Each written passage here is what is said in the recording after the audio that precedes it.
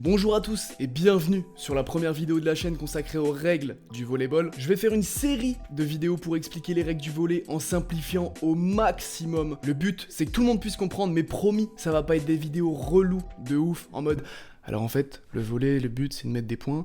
Et des fois, ça frappe super fort, donc c'est vraiment un truc de fou, quoi. Pour le premier épisode de cette série qui va expliquer les règles du volley, j'ai décidé de vous parler du terrain. Parce qu'il y a plein de choses intéressantes à savoir à propos du terrain, donc restez bien jusqu'à la fin et mettez un commentaire pour le référencement, merci la MIF. Le terrain, c'est un rectangle qui fait 18 mètres de long sur 9 mètres de large, soit 10 pierres chabriers de long sur 5 de large. En plus de ces dimensions, autour du terrain, il y a ce qu'on appelle une zone libre qui mesure minimum 5 mètres à partir de chaque côté du terrain et 6,5 mètres à partir du fond du terrain. Donc par contre je vais parler que des dimensions en pro. Alors désolé si tu joues dans un club au fin fond de la campagne et que ton daron il t'a déposé en tracteur pour aller à l'entraînement, mais je vais pas parler de tes dimensions. En vrai ça varie pas de ouf entre pro et non pro, mais ça varie quand même parfois. Par exemple dans les règles c'est écrit que la hauteur minimum sous plafond c'est 7 mètres, mais dans les compétitions officielles de la Fédération Internationale de Volleyball, la FIVB, c'est minimum 12,5 mètres de hauteur sous plafond. Au volley c'est un peu comme au foot, t'as le droit de toucher le ballon en dehors du terrain tant que le ballon touche pas le sol en dehors du terrain. Ça c'est un truc qui est interdit, par exemple au basket. Si tu touches le ballon alors que tes pieds sont dehors, c'est faute. C'est d'ailleurs pour ça qu'il y a la fameuse zone libre dont je vous ai parlé tout à l'heure. Le terrain il doit être parfaitement sec, c'est interdit qu'il soit glissant. Alors quand vous voyez à la télé un petit qui débarque avec sa serpillière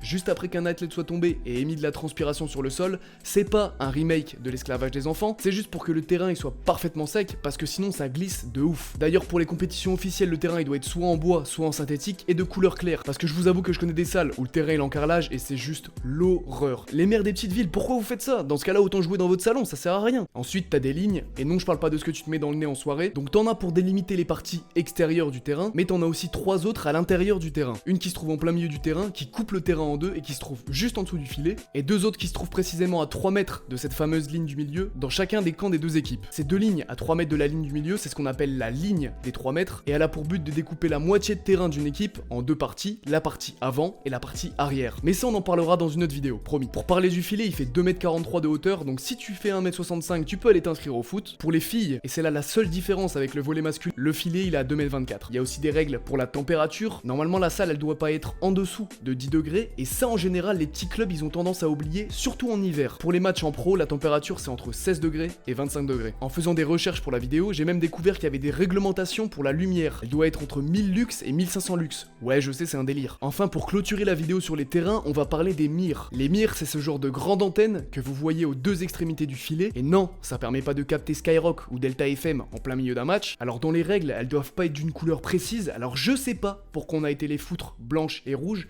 Est-ce que c'était pour aller chercher un partenariat avec Cochonou? J'en sais rien. Il y a plein de règles qui sont rattachées à ces mires, mais ça j'en parlerai dans une autre vidéo. J'espère que j'ai pu vous apprendre des trucs, même aux volleyeurs confirmés, et j'espère que pour ceux qui y connaissent rien de base, ça a été assez clair. N'hésitez pas à vous abonner à la chaîne, je vais faire plein de vidéos sur le volley, je vais pas parler des règles toute ma vie. On se retrouve vendredi prochain 15h pour une nouvelle vidéo. Merci beaucoup d'avoir suivi celle-ci, c'était votre nouveau volleyeur préféré.